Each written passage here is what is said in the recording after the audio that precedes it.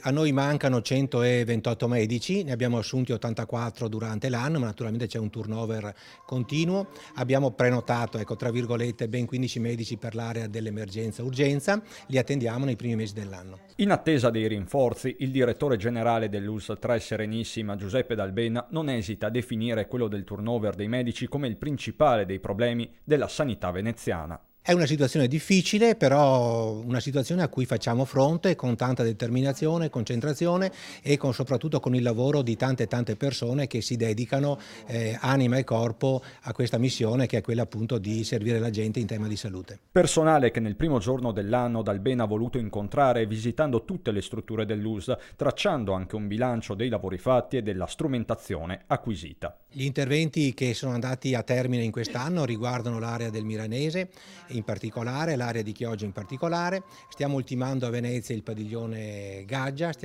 abbiamo riniziato la costruzione del pronto soccorso in quel di Dolo.